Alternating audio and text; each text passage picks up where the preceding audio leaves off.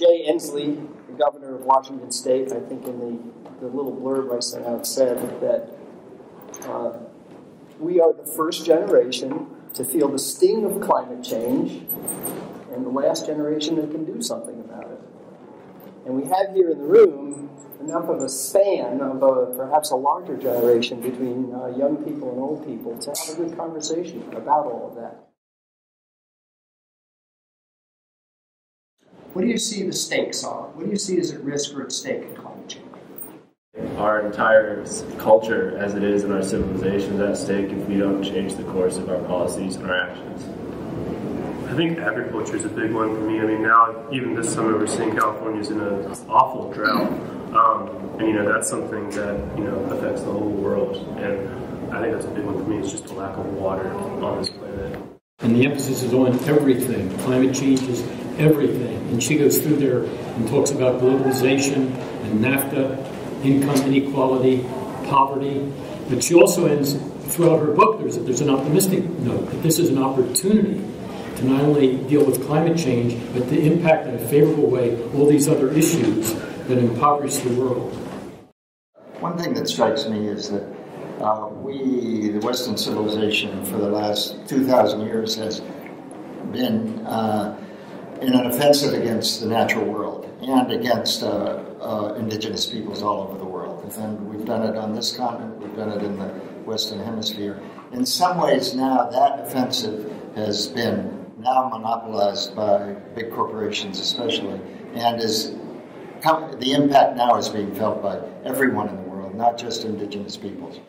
To me, as I understand the science and understanding that we pass a 2-degree tipping point, that the greenhouse effect can potentially become exponential. We don't know what Mother Nature is going to do in this feedback loop and what's going to happen. But I care about this earth. This earth is beautiful. These mountains are beautiful. We live on a wonderful, amazing planet. And it would be terrible to destroy it. Because that's what's got to change. People have got to see how interconnected we are. And how did y'all come to that?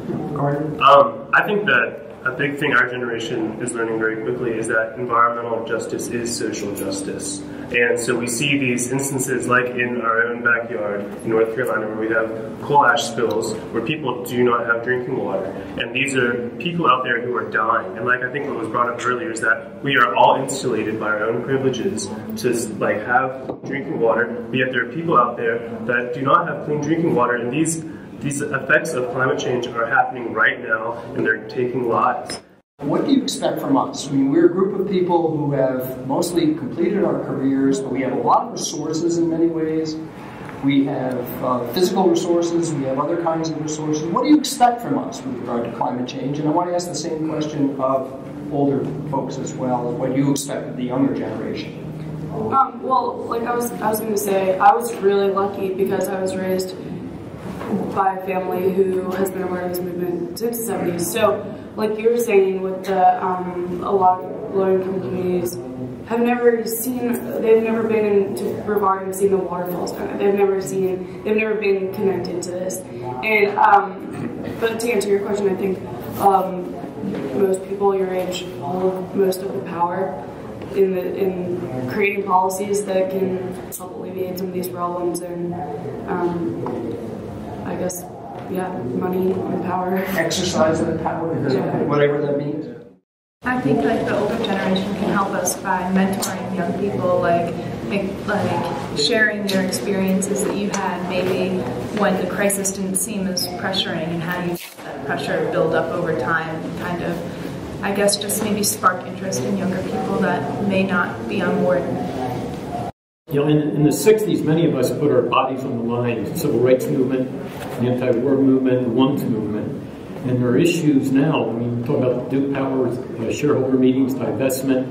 And I would, in a strategic way, in a respectful way, in a peaceful civil disobedience way, I would like to see young people put their bodies on the line and organize and really move it forward pretty quickly. I would hope that young people would have the courage to find inspiration in a situation where that can be a little challenging. We've got to educate these little people that are coming along. We've got to show them, and we've got to talk to the people who are working. They've got to understand. They've got to lift their heads up, and they've got to look at, hey, their world is crumbling around them, perhaps. The people who hold the most interest in fact, keeping our policies the way they are that middle generation, who can view the younger generation as, say, just, young upstarts. They don't have to be respected yet, but if we can have more of a pincer type effect with the older generation and the younger generation on the middle generation, that's when you can start to affect change from the people who are respected at the top and the people with the energy, like you've been talking about, to really put pressure on the bottom. That's when they feel like there has to be change. A good thing that I feel like I would really like to learn from the older generation is how do you engage these people that are working jobs every day to provide the avenues that can accommodate their lives. Because really, like the mission or like the big statement of the climate justice was to change everything. We need everyone, and I think that's very important, and that we need to provide these different avenues for everyone to get involved. It is often these types of revolutions in our history that are truly led by the youth, because you're not as burdened and shackled by the paradigms of later generations, that you have the ability to think out of the box. You have the abilities to do a lot of things. And so if I had one thing for you is to believe in yourself, to never doubt the power of a voice or an action, or to be able to think big, be bold, live courageously. This is something I've thought a great deal about and suffered over a great deal. I've gone the personal choice route, and for 2.5 years I didn't ride in a car. I was only riding my bike or taking public transportation. And that drove me to tears at times. It was also joyful at times. I've done the direct action route, and I've organized.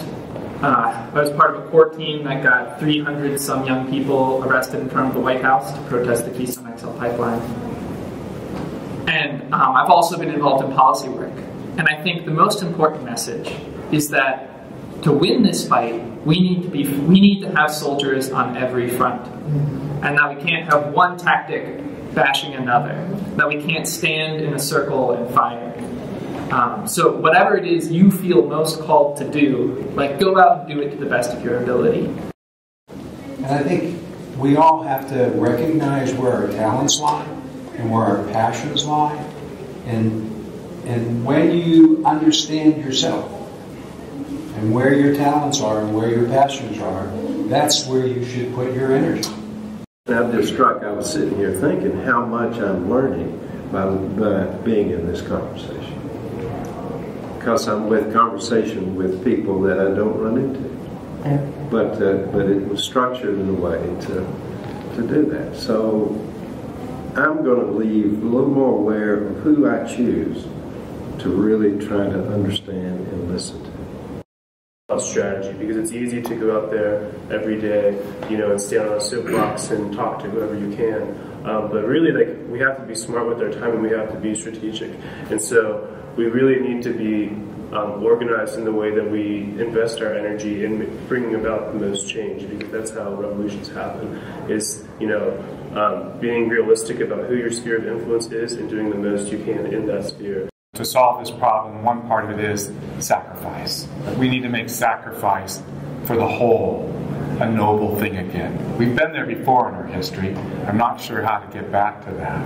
But to solve this problem, we have to be able to put ecology in front of economy.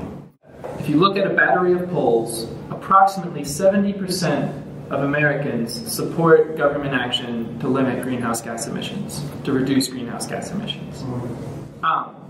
So as much as we may feel as though we're this helpless minority against this tide of an ocean of people who don't care, the majority of America is on our side. 70% of Americans want action to reduce greenhouse gas emissions.